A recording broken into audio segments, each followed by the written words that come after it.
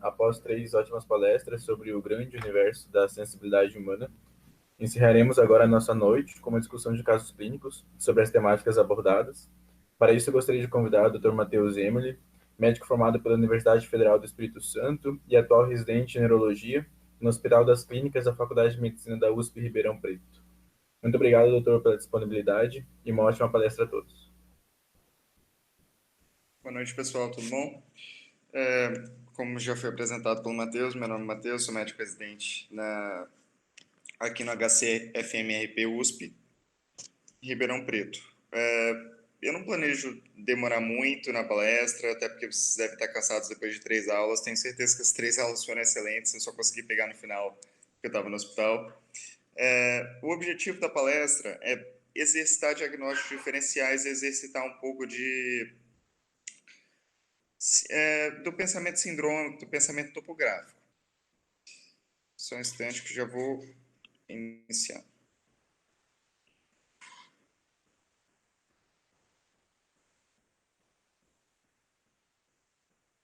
Matheus, tá dando para ver? Isso, tá dando sim, pode começar. Tá dando para ver, né? Discussão de caso clínico. É em PDF mesmo, mas faz parte. Uhum. Deixa eu ver. Bom, não tem conflito de interesse, né? Não recebo nada por ninguém.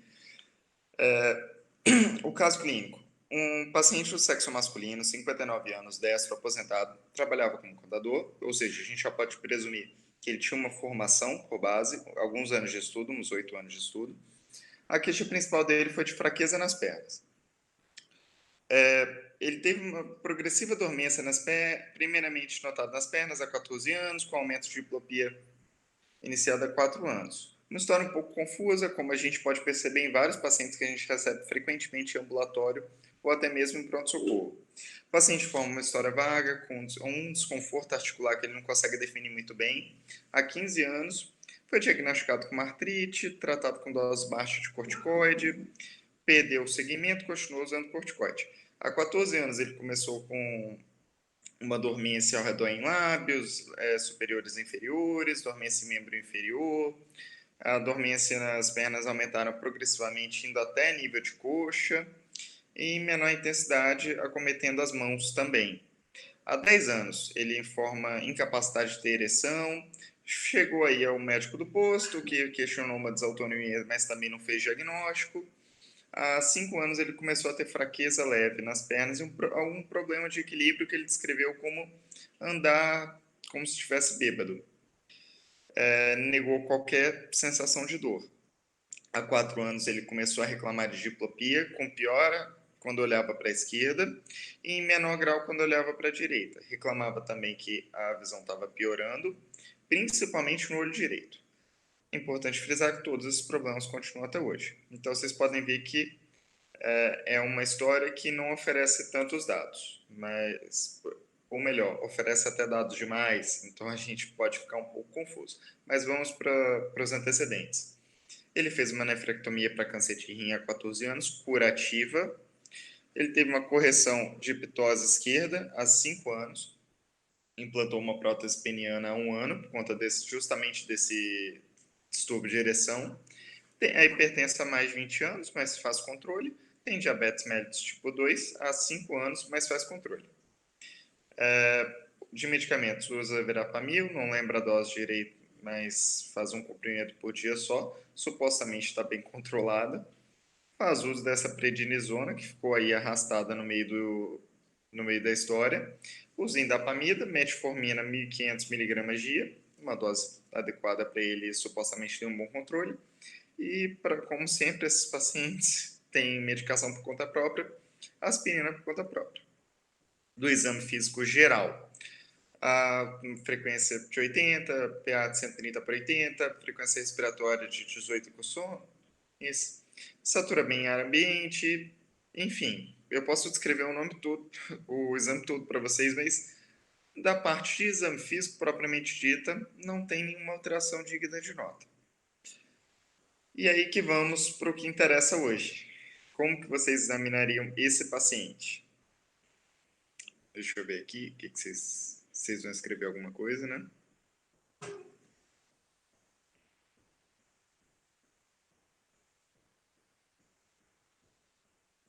Bom, enfim, acho que tem um delayzinho, então não vamos demorar muito.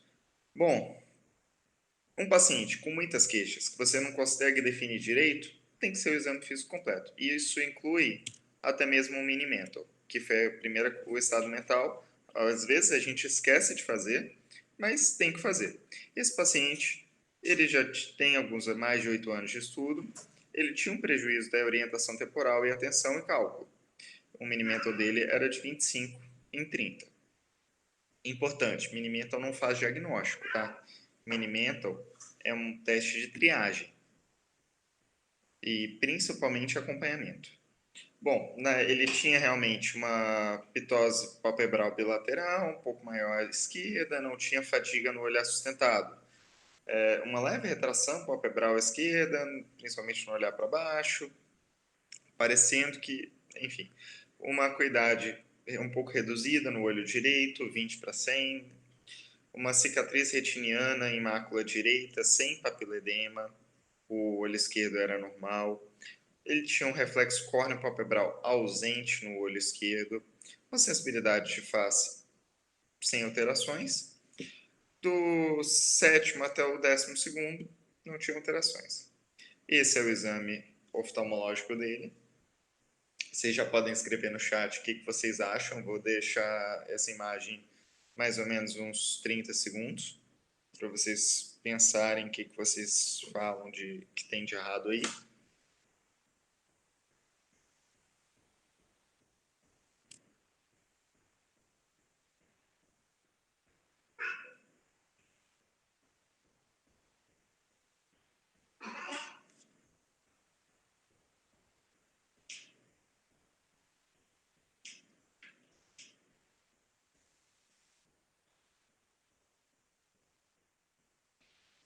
Bom, 30 segundos já foram. Depois eu retorno na imagem para falar. E temos aqui o reflexo fotomotor direto consensual. Esse é o teste, além do teste de convergência. Vou deixar mais 20 segundos para vocês verem. Aqui é quando incide a luz sobre esse olho, aqui quando incide a luz sobre esse olho, tá?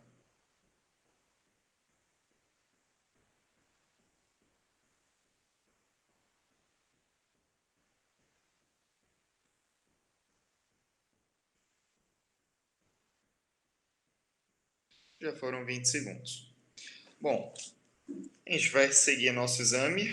Na questão motora, ele tinha um tônus preservado, um desvio pronador discreto, uma força 4 mais em deltoide, elipsoas. O desvio pronador era bilateral, tá? Uma força 4 em 5 em extensão e flexão de perna, uma extensão de punho. Nenhum déficit tão grande assim, que, por exemplo, justificasse a dificuldade dele de deambular. Reflexos tendinosos profundos, abolidos em extremidades de membros superiores e inferiores, reflexo cutâneo plantar em flexão bilateral. No sensitivo, ele tinha uma estereognosia prejudicada bilateralmente em extremidades superiores até o cotovelo e membros inferiores até o nível de joelho. Uma redução de sensibilidade dolorosa, toque e temperatura até cotovelos. Desculpa, ficou um A mais. E uma hipopalestesia importante, marcadamente reduzida abaixo dos joelhos. Aqui, como a gente teve essas aulas de sensibilidade, é importante sempre testar os diversos tipos de sensibilidade. Só relembrando, a questão da estereognosia, você vai basicamente colocar uma posição do membro da pessoa, ou seja, um dedo, ou um braço, ou uma perna, ou um pé, coloca em duas posições, instrui o paciente sobre qual é a posição, por exemplo, para cima, qual é para baixo, oscila essa região, e com o paciente, obviamente, com os olhos fechados, você pede para ele para tentar descrever para você em qual posição que está. E você faz isso ascendente, distal para proximal, e tenta anotar até que nível. Esse paciente ele tinha até nível de joelho. Ou seja, se você deixasse a perna estendida ou fletida, ele não conseguia perceber qual cada posição. Ele tinha a sensibilidade dolorosa, você pode tentar fazer com aquele teste do pinprick, ou com agulha, com ponta e rombo, né? A questão da temperatura, você pode usar um frasco aquecido e um frasco resfriado. Na prática, às vezes a gente acaba usando o algodão com álcool ou éter, que dá uma sensação de redução de temperatura, né? E a questão do toque leve pode ser feita com uma leve gás ou com algodão. A hipoplestesia ela é feita com diapasão de 128 Hz. Você pega, vibra o diapasão, né? Primeiro instrui o paciente o que está vibrando, o que é só toque. Às vezes os pacientes têm dificuldade em entender. Por isso, às vezes, o exame sensitivo, em geral, acaba exigindo um pouco do paciente, um pouco de colaboração, e por vezes é mais subjetivo. E com isso, você coloca sobre uma protuberância óssea e o paciente vai dizer para você até que ponto que ele está sentindo vibrar, até não está. Você compara bilateral e compara também distal para proximal. A prova em nariz, índex e joelho e calcanhar não tinha dissimetria, ele tinha eudiadococinesia, ou seja, não estava alterado. A marcha dele era uma marcha lentificada, de base alargada, incapaz de realizar a marcha em tandem, que é aquela que você coloca um pé na frente do outro, encostando a calcanhar em ponta de dedo.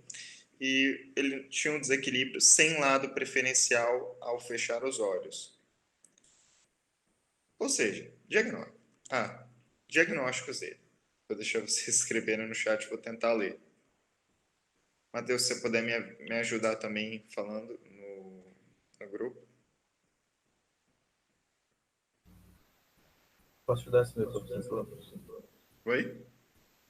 Vou mandar no chat para ver se vocês têm alguma sugestão. Se você preferir me mandar por WhatsApp, acho que. Porque senão eu vou ter que ficar trocando de tela. Né?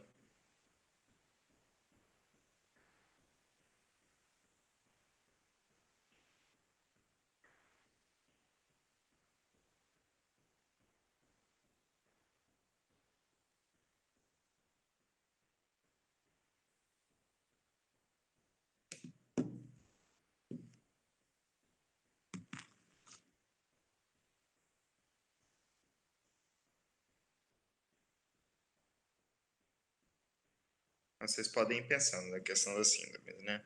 Claro. Bom, enquanto o Matheus me manda aqui, eu vou voltar no exame. Para a gente voltar ao que tem de alterado.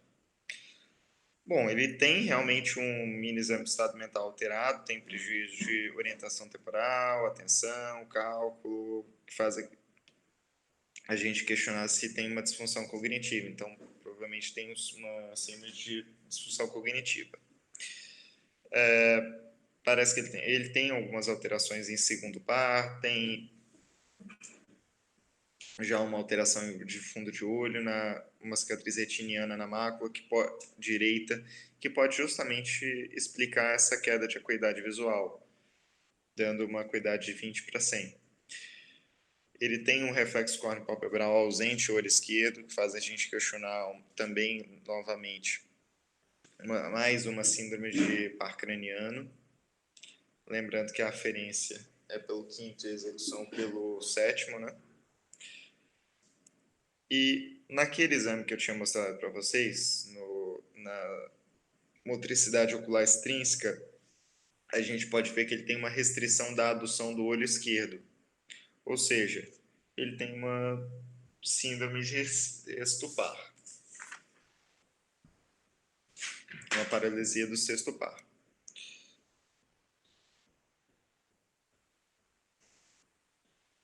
Na prova de reflexos, ele tem um reflexo direto,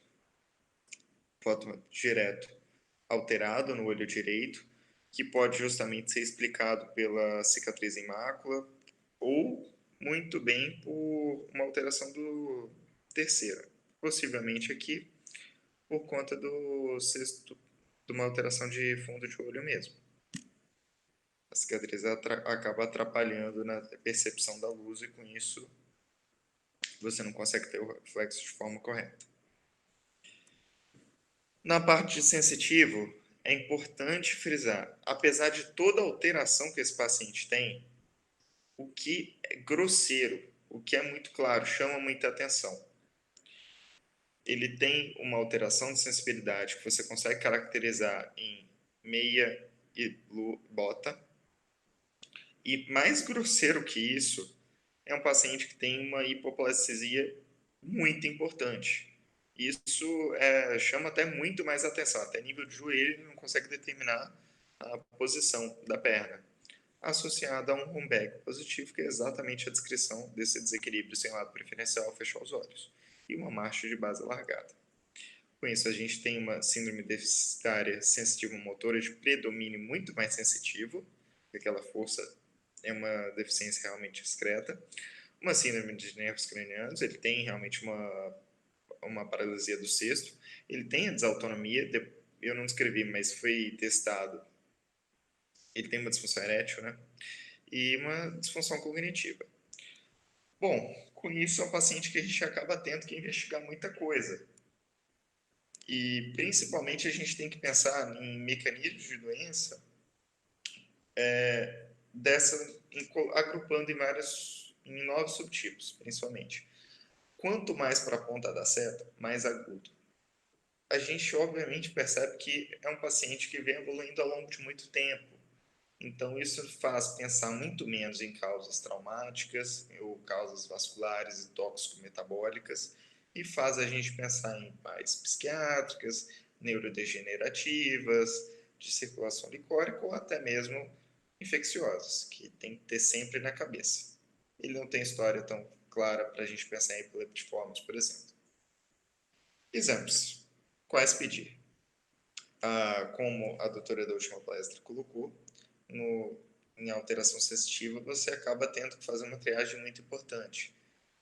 Eu vou, como não está tendo, para a gente não está tendo condição de fazer esse feedback, eu vou colocar logo realmente os testes que foram feitos para ele e depois vou perguntar para vocês o que vocês acham. O hemograma basicamente não tem nenhuma alteração digna de nota, não tem nenhuma anemia, não tem aumento de BCM, não tem aumento de HCM, os glóbulos brancos estão 5.800, normal, não tem nenhum preferencial, nem aumento de eosinofilia. A glicada dele está em 7%, ou seja, realmente era um diabetes bem controlado. A vitamina B12 384, também não dá para explicar a perda de sensibilidade só por conta da B12, apesar de em alguns casos B12 poder estar associada a alguma mielopatia, mesmo em níveis normais, séricos. O TSH dele, que a gente vai também por conta da disfunção cognitiva, por conta dessa queixa de alteração entre CPED, e um VHS discretamente aumentado. Muito pouco. O valor de referência daquele era até 5. Novamente, a gente tem que sempre pensar nas causas infecciosas, então vai pedir HIV, vai pedir HTLV, vai pedir sífilis, sempre. A gente está no Brasil, a gente vive uma população que não usa preservativo o tempo todo, a gente às vezes acaba não usando. Enfim, ele veio com VD até em nível baixo.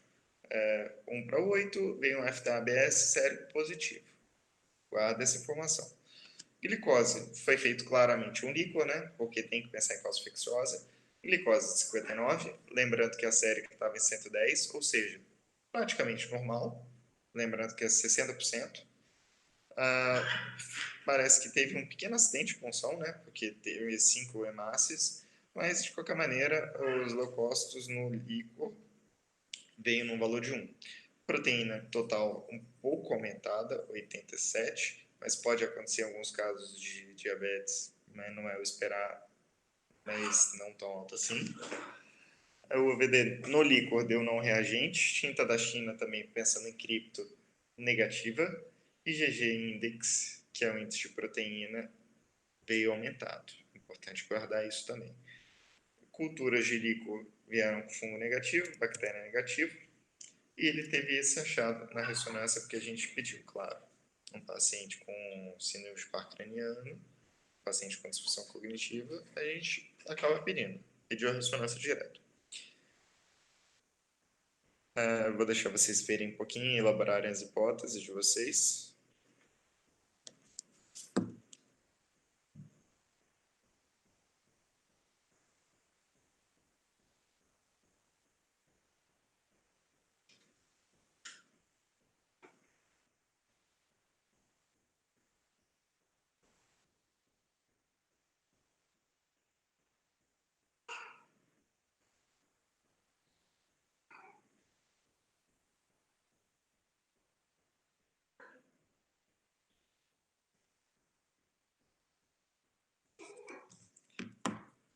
Bom, ele tem basicamente nesse exame uma basilar ectásica, inclusive com compressão de sexto par.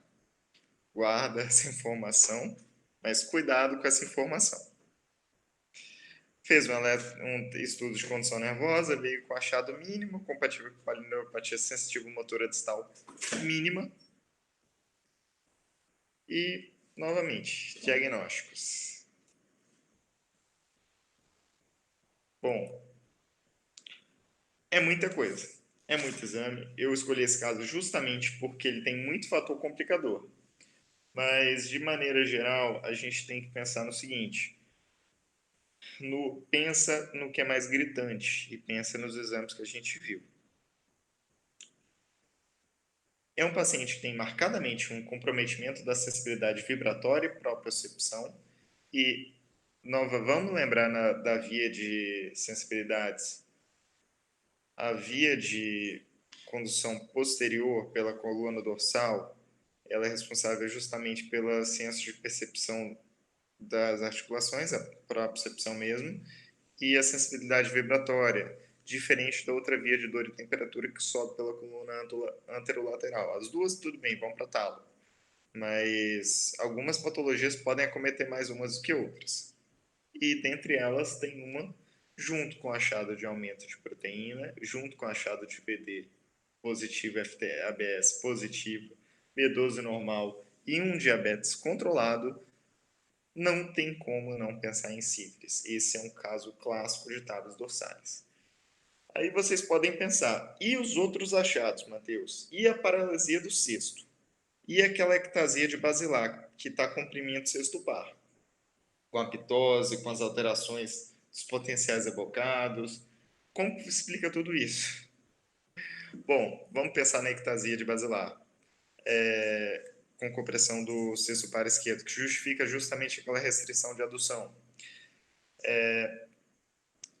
Pensando num quadro que é um paciente que já tinha uma ectasia basilar, eu não esperaria uma piora do achado, eu não esperaria uma piora do exame físico ao longo do tempo. A basilar não tende a aumentar. Então, de certa forma, eu tenho que pensar em outras justificativas. E justamente a sífilis, apesar desse achado clássico do TAPS dorsalis de acometimento da coluna posterior, de alteração da sensibilidade vibratória e da propriocepção, ela pode causar a longo prazo, que é esse caso, uma reação inflamatória de meninges, de vasos, que pode comprometer inclusive outros nervos, incluindo vários nervos cranianos. Não é tão comum, mas vamos lembrar que é um paciente com 15 anos de evolução. Novamente, por que eu esperaria que ele tivesse uma alteração de celularidade, que tivesse um líquor muito mais gritante do que isso, inclusive com VD positivo e alto título de VDRL. Só que a gente tem que pensar que é um paciente com 15 anos de evolução. Ou seja, o processo está mais frio. Apesar do TAP ser uma meningo-radiculite tardia e a sífilis realmente causar uma reação inflamatória, esse processo ao longo do tempo ele pode ir diminuindo, inclusive chegando ao ponto do VDRL no líquor ser negativo e o VD ser baixo no sangue. Isso pode acontecer. De outros achados, a própria treponema pálido ele pode causar reações inflamatórias de meninges vasos. Isso leva a degeneração axonal de raízes posteriores, que justificam justamente o achado de polineuropatia que ele tem, em padrão inclusive de bota-luva. Isso pode acontecer e não você descontar tudo no diabetes, que está bem controlado. Então, um paciente diabético que está bem controlado, é muito difícil aqui você associar aqueles achados a realmente o DM, por uma neuropatia diabética. Eu coloquei também esse DM só para dar uma complicada e enriquecer um pouco do brainstorm. E, mais frequentemente, acontece também, além da degeneração axonal, uma atrofia e perda de mielina que justificam aquilo. Então, numa sífilis tardia, você pode ter uma disfunção desautonômica, polineuropatia com redução de reflexos, justamente ele tinha redução de reflexos, Pode explicar também as alterações retinianas, lembrando que o treponema pode causar alteração no fundo de olho, pode causar cicatriz retiniana, assim como a tox, por exemplo. E explica também o tônus pupilar irregular pela alteração de cicatriz na mácula, lembrando que ele tinha a redução de acuidade no olho direito, que é o mesmo local da cicatriz retiniana, que é o mesmo local que ele tinha alteração do reflexo pupilar. E justifica também o acometimento dos pares cranianos, quando você tem uma reação inflamatória a nível do sistema nervoso central, inclusive com essa reação inflamatória pode muito bem causar alteração de vários pares, que era o que ele tinha. Não exatamente com um padrão bem definido, porque não é tão frequente, mas pode. E levando em consideração que ele não tem nenhum outros achados no exame de imagem, só aquela ectasia, não dá para a gente colocar exatamente na conta da ectasia. Bom, eles devem estar cansados agora. O caso foi mais para ilustrar, para exercitar um pouquinho do que às vezes a gente enfrenta a nível de ambulatório. Realmente uma realidade, principalmente a nível de SUS, que a gente encontra muitos pacientes que ficam rodando de serviço em serviço sem ter um diagnóstico muito claro.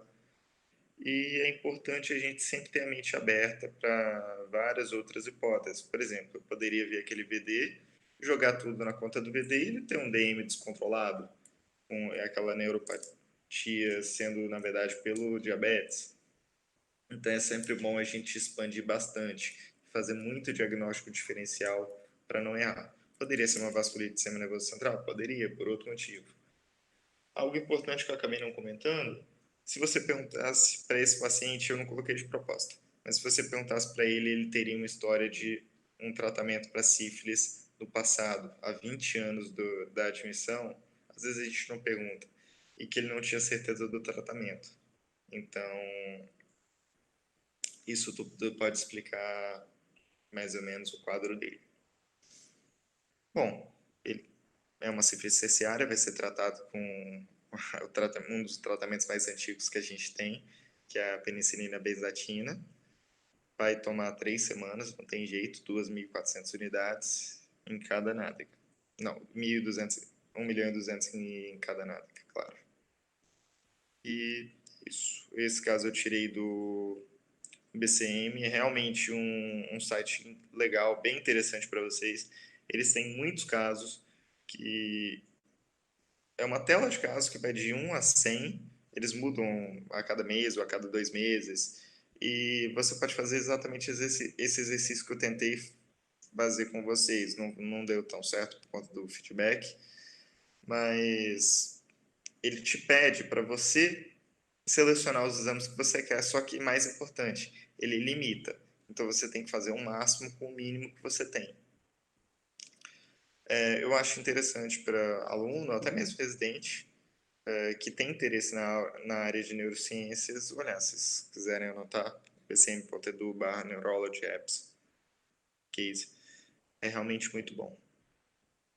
Deus, era isso por hoje. Muito obrigado, doutor. A palestra foi excelente. Gostaria de agradecer então, pela palestra, pela discussão. Infelizmente, a gente não conseguia fazer o feedback simultâneo, mas alguns alunos colocaram no chat algumas sugestões. A gente pode até discutir agora isso como um possível diagnóstico diferencial, né? Como que a gente consegue diferenciar esse caso mais evidente de sífilis com as hipóteses que eles sugeriram. Alguns colocaram como uma oftalmoplegia do quarto nervo, se eu não me engano, do sexto nervo, na verdade. Oftalmoplegia internuclear. E alguns outros sugeriram esclerose múltipla, alguma doença desmelinizante que o paciente poderia estar apresentando. Ah, sim, claro. Então, vamos por partes. Por que aquele paciente não tinha oftalmoplegia internuclear? Vamos lembrar que oftalmoplegia internuclear, você tem um problema na conexão do núcleo do abducente por meio do fascículo longitudinal medial com o núcleo do óculo motor contralateral. Ou seja, eu teria uma restrição na adução do olho. Aqui o que eu tenho é uma restrição da abdução. e do olho... Deixa eu voltar no caso. Deixa eu ver qual que era. Do olho esquerdo, isso. Basicamente, outra coisa que eu teria na oftalmoplegia internuclear a presença do nistagmo, que eu não tenho nesse caso. Então, com isso, a gente não pode fechar realmente esse diagnóstico. Se fosse realmente, pensando numa desmielinizante, a gente acaba tendo que pensar em esclerose múltipla, que é uma causa importante de oftalmoplegia internuclear. Mas vamos lembrar que qualquer lesão de ponte que comprometa o fascículo longitudinal medial pode causar oftalmoplegia internuclear, não só a esclerose. A própria NMO poderia, por exemplo, que é o espectro da neuromielite óptica, SD. Outra coisa, além, de, por exemplo, a oftalmoplegia internuclear, a gente tem que se lembrar daquelas síndromes 1,5, 8,5, que acomete ali em ponte também, mas não foi o caso. Esse caso, ele tinha basicamente uma paralisia de cesto mesmo, isolada. A única restrição dele era na abdução do olho esquerdo. Isso a gente pôde ver. Os outros diagnósticos diferenciais, por exemplo, de desmielinizantes, então, o curso da desmielinizante costuma ser mais pontual, ele tende a acontecer, no caso, pensando na esclerose múltipla, é muito mais frequente que aconteça em surto e remissão. Tudo bem, você pode ter os casos daquela primariamente progressiva? Pode, pensando na esclerose propriamente dita. Só que num paciente homem mais velho, 59 anos, não seria minha primeira hipótese. Outra coisa, com esse tanto de achado, é muito infrequente. Na verdade, não dá para você não ter alteração de você não ter alteração em ressonância. Lembrando que as alterações que você espera justamente na T2 e no FLAIR, aquele hipersinal, principalmente, classicamente em dedos de Dawson, mas você pode ter também em medula, não acometendo mais de 3 níveis de medula, senão você pensa mais em NMO, mas talvez eles tenham pensado nisso por conta daquele IgG, né? O IgG index, ele pode acontecer tanto vasculite do sistema nervoso central quanto inflamação do sistema nervoso central, inflamação mais crônica. Inclusive o treponema, a sífilis, ela pode causar muito bem um processo de vasculite, um processo inflamatório que lembra vasculite obliterante, formando comas propriamente ditas ou até mesmo uma vasculite franca do sistema nervoso central. Algum outro diagnóstico diferencial que eles comentaram? Acho que foram só esses. Mas uma dúvida que surgiu em relação ao exame físico desse paciente, desse caso clínico, né? Foi possível ver a pupila de Agar Robertson, que é presente na neurosífilis nele? Eu não sei se estava para ver ele muito bem.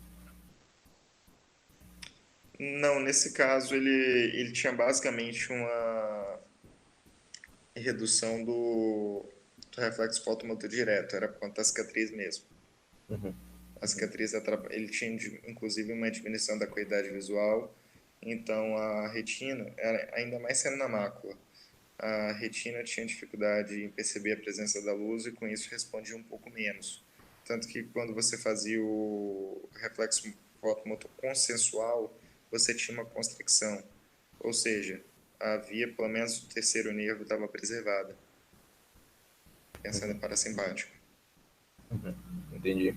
E uma última coisa, os alunos pediram para o senhor enviar o link do BCM lá no chat do Congresso, se o senhor puder fazer isso. Ah, sim, deixa eu pegar o link geral do PCM, que é aquele que era especificamente do caso. Aqui. Mas sim, é realmente muito bom. De vez em quando eu abro esse site para ficar brincando. Assim, apesar de toda a vida, né? Todo dia no hospital, às vezes fazendo mais de 80 horas, essa é a realidade de muitas residências, né? Inclusive a nossa. A gente acaba se divertindo com isso. Os alunos se interessaram bastante. Oi?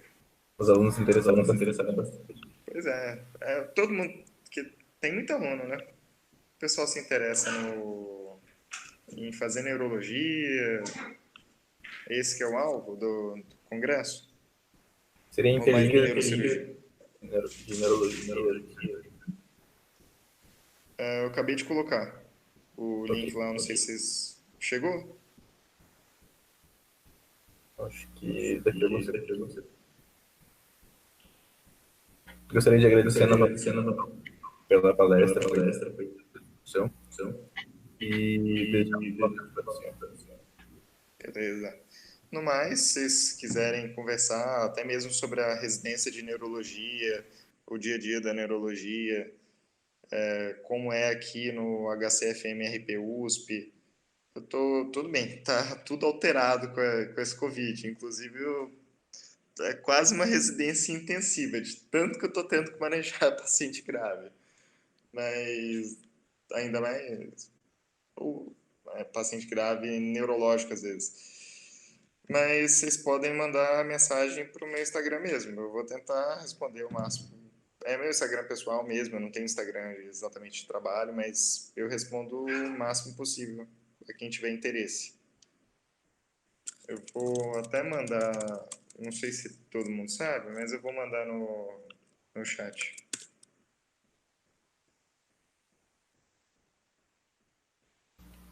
Tá ótimo, doutor. Muito obrigado. Tá bom?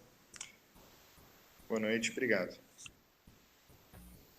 E para os participantes, desejo boa noite para vocês e até amanhã, o nosso último dia de pré-congresso. Um abraço.